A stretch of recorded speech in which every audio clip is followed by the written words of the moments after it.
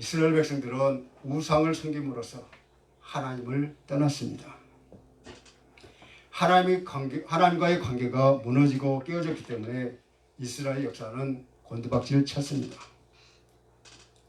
그 결과 70년의 바벨론 포로 생활하면서 힘없이 살아가던 이스라엘 백성들이 회복하고 돌아오기를 원하셨던 하나님께서는 이사야를 통해서 희망의 말씀을 선포하고 구원의 약속을 확증해 주십니다. 그래서 이사야 55장 6절에 보면 여호와를 만날 만한 때 찾으라, 가까이 계실 때 그를 부르라고 예언자들의 목소리를 통해서 외치고 계십니다. 그들이 찾고 부르짖을 때 하나님께서는 흔쾌하게 만나주시고 관대히 그들을 초대하고 계십니다. 그리고 오늘 우리가 살펴볼 본문 7절 전반부를 보며 심지어 악인과 불의한 자들까지도 초대하고 있습니다. 그런데 그들이 하나님의 초대를 참여하기 전에 악인과 불의한 자들이 갖춰야 할 조건으로서 그의 길과 그의 생각을 버리라고 명령하고 계십니다. 여기서 악인과 불의한 자들은 이스라엘 역사 가운데 이전에 하나님의 말씀을 듣고 자신들의 생각이나 길을 바꾸지 않았던 그러한 자들을 언급하지만 더 나아가서는 죄 가운데 있는 모든 세상의 불신자들을 하나님께서 가르치고 있습니다. 우리는 살다 보면 우리가 직면한 현실에서 오히려 악인이 형통한 것을 보게 됩니다. 그리고 의인들은 굉장히 많은 그런 고난을 받는 것을 우리는 볼 때가 있습니다. 그런 모습을 지켜보려면 하나님의 뜻대로 사는 게 무슨 의미가 있나? 하나님 믿고 사는 게 무슨 소용이 있나? 이러한 생각에 젖어들 때가 있습니다. 그런 생각이 깊어지면 하나님의 말씀대로 살려고 하는 흔적에서 우리의 삶 속에서 자칫 그런 모든 것들을 지워가며 살게 되기도 하지요. 우리는 버젓이 그러한 현실에서 두 발을 딛고 살고 있습니다. 그러나 하나님은 불의한 자의 생각을 버리라고 말씀하고 계십니다. 그렇다면 왜 불의한 생각을 버려야 할까요? 우리 본문 7절 전반부를 한번 다시 읽겠습니다. 전반부요. 시작. 악인은 그의 길을, 불의한 자는 그의 생각을 버리고. 아멘. 본문의 이 말씀은 인간의 진정한 변화는 생각의 변화라는 것을 말씀해 주고 있습니다. 불의한 생각은 세상 속에 살면서 물들기 쉬운 그 무리들의 그 음란하고 폭력적이며 물질적인 그런 사고방식을 의미합니다. 하나님은 우리 인간을 자기 형상대로 지으셨습니다. 하나님이 자기의 형상으로 지었다는 것은 우리를 생각하는 존재로 만드셨다는 것입니다. 그렇기 때문에 생각이 잘못되면 결코 좋은 인생을 살아갈 수가 없습니다. 오늘 본문에서도 하나님은 잘못된 이스라엘이 하나님께로 돌아오라고 하실 때 너의 잘못된 생각을 버리고 돌아오라고 합니다. 불의한 사람들은 자기의 생각에 몰두합니다. 자기 고집대로 살아갑니다. 이스라엘 백성들이 그랬습니다. 이스라엘 백성들은 하나님이 제시한 구원의 그 약속을 거부했습니다. 이처럼 고집은 굉장히 무서운 것입니다. 자신의 고집을 꺾고 하나님께 항복하는 그런 사람이 있는가 하면 끝까지 자기의 고집을 꺾지 않는 그런 사람들도 있습니다. 끝까지 자신의 고집을 고집하는 그런 사람이 있습니다. 이런 사람을 가리켜 성경에서는 불의한 자라고 말하고 있죠. 하나님의 생각에 따르지 않고 그 음성을 듣지 않고 자기 주장대로 살던 자들을 의미하고 있습니다. 여러분, 잘못된 생각을 버리는 것이 하나님께로 돌아오는 것입니다. 그러므로 잘못된 그런 생각을 버리지 않고 몸만 성전에 나와 있는 것은 잘못된 것이라고 말씀하고 계십니다. 참된 회개는 잘못된 생각을 버리고 하나님의 생각을 따르는 것입니다. 내 생각을 고집하지 않고 하나님의 생각을 기꺼이 받아들여 하나님의 생각을 내 생각으로 품고 살아야 할 것입니다. 이것이 바로 회개입니다. 잘못된 생각이 바꾸어질 때 한 사람의 삶이 달라진다는 것이죠.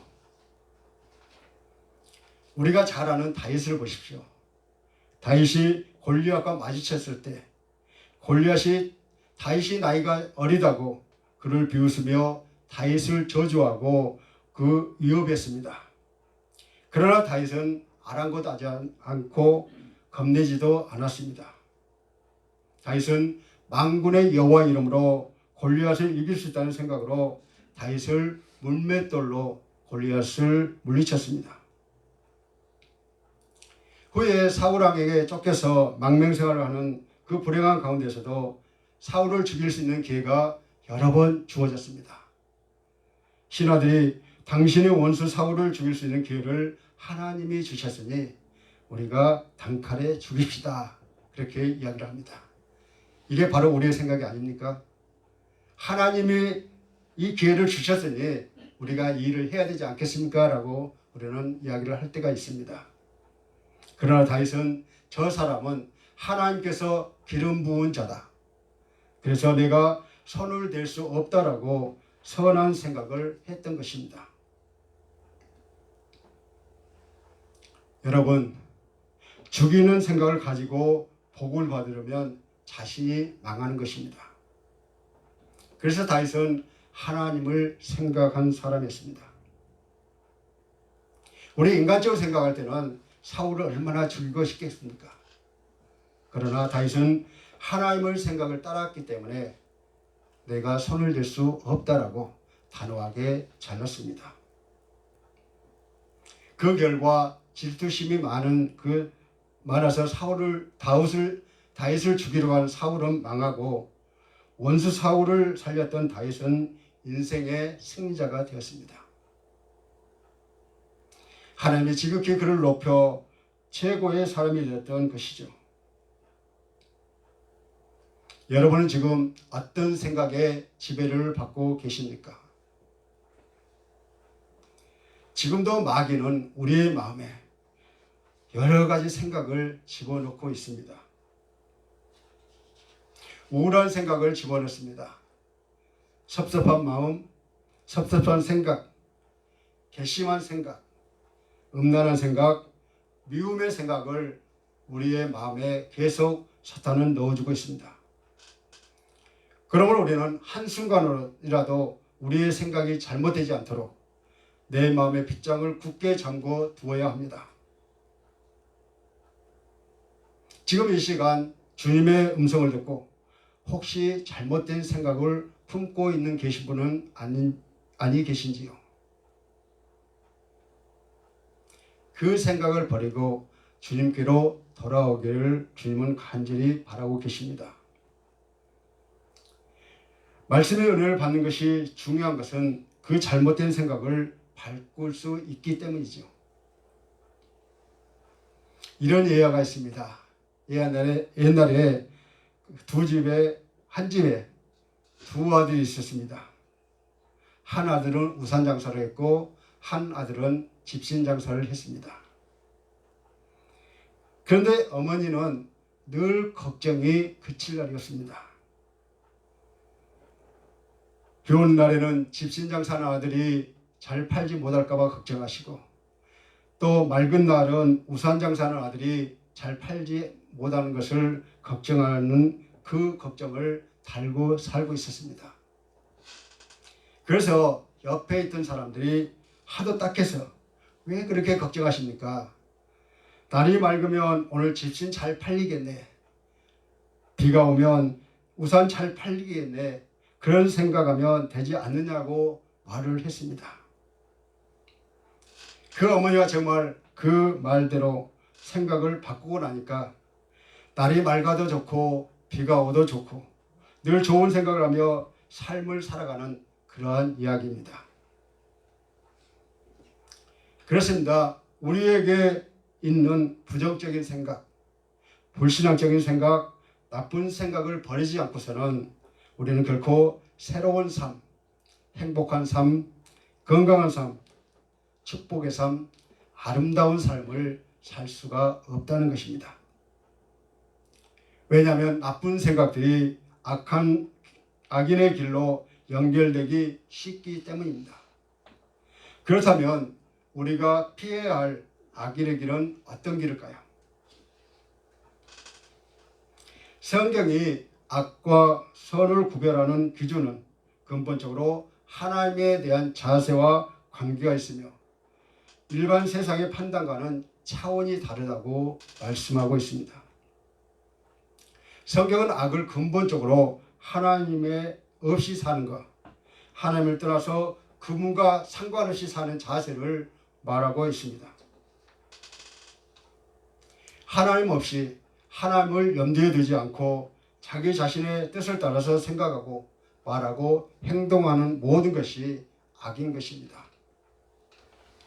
그러므로 성경에서 악인이라고 할 때는 성품이나 행실에서 이런저런 잘못이 있는 사람을 뜻한다기보다는 근본적으로 하나님을 떠나 있으며 그분과 상관없이 사는 자, 곧 불신자를 가리키고 있습니다. 우리가 일반적으로 말하는 악인은 거짓되고 신실되지 못해서 믿을 수 없고 성품이 삐뚤어져 있으며 못되고 사악합니다. 악인은 사람을 속이며 그 마음에 교만하고 안하무인이고 자기만 알고 자기만 생각하는 사람입니다. 아주 이기적으로 나가는 사람입니다. 하나님은 이런 사람을 미워하고 싫어하십니다. 악인은 재물을 의지하며 돈을 목적으로 삼고 살며 돈을 따라 갑니다. 그러나 언제나 하나님보다 사람보다 재물을 더 앞세웁니다. 이웃과 선행을 위해 하나님과 복음을 위해 살지 않고 물질을 모으는 데만 신경을 쓰고 있습니다. 하나님이 우리에게 재물을 주신 것은 그것을 혼자만 먹고 쌓아놓으라고 주신 물질이 아닙니다. 하나님의 영광과 복음을 위해서 사람의 영혼을 얻기 위해 선을 행하는 데 자원하여 쓰도록 주신 물질입니다. 돈을 의지하고 돈을 따라가면 돈에 눈이 멀어서 돈도 잃고 사람도 잃게 된다는 것이죠.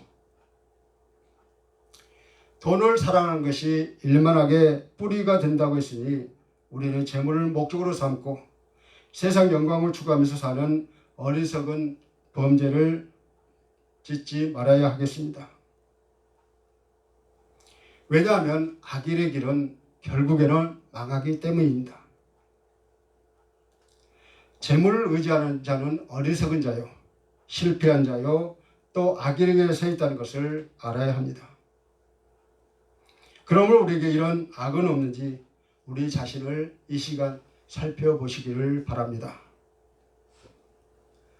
못되고 삐뚤어지고 구부러지고 뒤틀린 것이 우리에게 없는지, 또 입으로 다른 사람을 멸시하고 망하게 한 것은 없는지 자신을 살피고 만약 나에게 있다면 진리와 성령으로 과감히 버릴 수 있도록 우리를 바르게 해달라고 하나님께 기도하시기 바랍니다. 허탄한 악인의 길을 떠나서 의인의 길로 걸어갈 수 있게 해달라고 은혜를 간구해야 합니다. 그렇다면 왜 악인의 길을 버려야 되나요? 악인의 길은 죄의 종이 되어 그에게 순종했던 옛사람의 생활 방식, 즉 세상적인 생활 방식을 말합니다.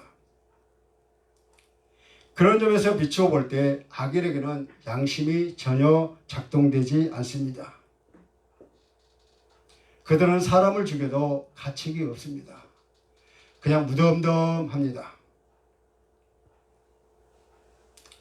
어머니가 돌아가셔도 섭섭하지 않고 슬프지 않습니다. 그들에게는 감정이 없어요. 요즘 가끔 뉴스를 보면 범죄자들을 보게 됩니다. 남의 물건을 훔치고도 미안해하지 않습니다. 살인, 강도 짓을 하고 붙잡힌 것만 억울하다고 말을 합니다. 그들에게 양심이 움직이지 않습니다. 오히려 악인들은 잘못된 것을 고치려고 생각하는 그러한 면이 전혀 없습니다. 도둑질하고 감옥에 가서 회개하는 것이 아닙니다. 그들의 이야기를 들어보면 새로운 도둑질을 위해서 계획을 세우고 나온다고 합니다. 강도질하고 감옥에 가서 또 다른 강도질을 생각합니다. 투기꾼이 남들이 욕한다고 투기를 안 합니까? 그들은 계속 투기를 합니다. 독재자가 사람들을 비난한다고 독재를 안 합니까? 그들은 계속해서 독재를 합니다. 사기꾼은 계속 사기치고 간음하는 사람은 계속 간음합니다. 왜 이렇게 그런 생각을 하고 있을까요? 그 이유는 바로 인간의 본성적인 죄악성에 있습니다. 약한 자가 따로 있는 것이 아니라 모든 사람이 다 악인의 본성을 가지고 있다 이 말입니다. 우리 인간의 죄는 원죄로 아담과 하와로부터 범죄가 시작되었습니다. 에덴 동산에 있는 각종 열매를 다 먹으라고 하셨습니다. 하나님께서. 그리고 에덴 가운데 있는 선악과는 먹지 말라고 하나님께서 하셨는데 그 말씀을 어기고 뱀의 꼬임에 넘어가 결국 아담과 하와는 나쁜 생각을 하게 되었고 그 결과 먹어버리는 악인의 길을 선택한 것입니다. 그리고 그들은 하나님의 낯을 피해서 동산 나무 뒤에 숨어버렸습니다. 그로 인해서 아담과 하와 이후 인간의 본능은 우리의 죄를 덮는 것입니다. 우리의 양심은 우리 죄를 부끄럽게 만들고 다른 사람들이 그것을 보기를 원치 않습니다. 아담과 이브가 그랬던 것처럼 우리는 심지어 우리의 죄를 하나님으로부터 숨길 수 있다라고 그렇게 생각을 합니다. 그러나 죄를 덮으려는 이 자연스러운 그 본능은 우리에게 절대로 도움이 되지 않습니다. 그것은 우리가 하나님 앞에서 우리의 죄성의 상태에 대해 고백하는 것을 막기 때문이죠. 우리는 하나님 앞에서 자신의 죄를 고백해야 합니다. 그래야만이 우리는 악인의 길에 서지 않습니다. 그러면 주님께서 우리의 죄를 용서해 주시고 우리는 긍휼을 얻을 것입니다. 여러분, 악인은 경건함과 지혜가 아니라 혼란과 공포의 통제를 받고 있기 때문에 그들은 본능적으로 타인에 대한 두려움과 의심을 가지고 있습니다. 낮에 뒤에서 쫓는 자가 없는데도 불구하고 그들은 도망칩니다. 그의 행동은 자만과 교만에서 나오기 때문에 늘 양심의 불안과 가책 그리고 하나님의 심판대에 대한 두려움 때문에 무의식 중에도 늘 도망칩니다. 밤에도 편안하게 두 다리 펴고 잘 수가 없고 육체적, 정신적 불안감에 늘 노출되어 있습니다.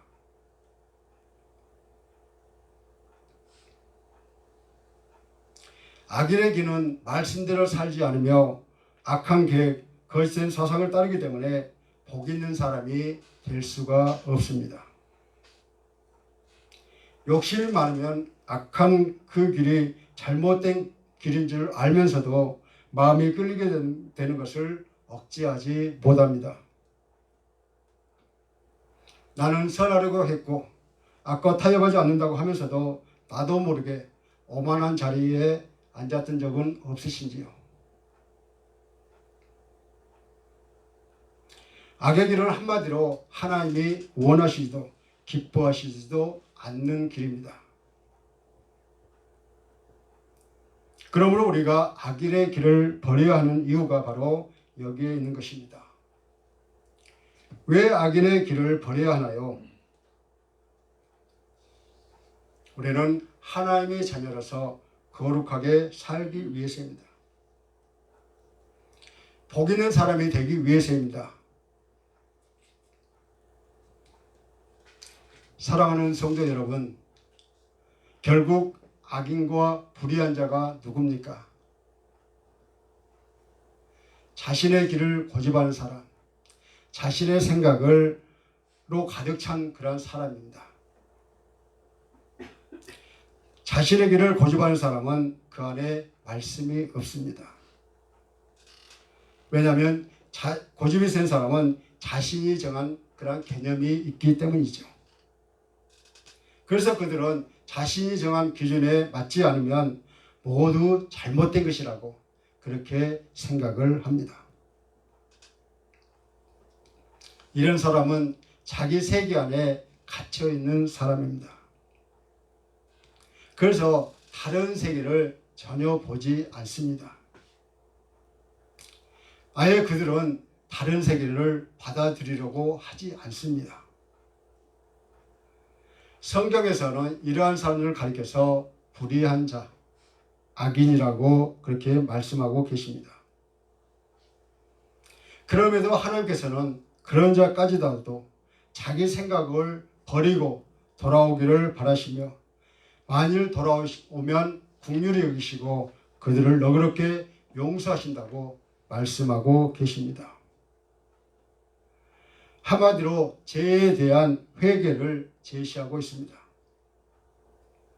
죄인이 하나님께 나아가기 전에 우리가 성결해야 할 바는 바로 진솔한 회개입니다.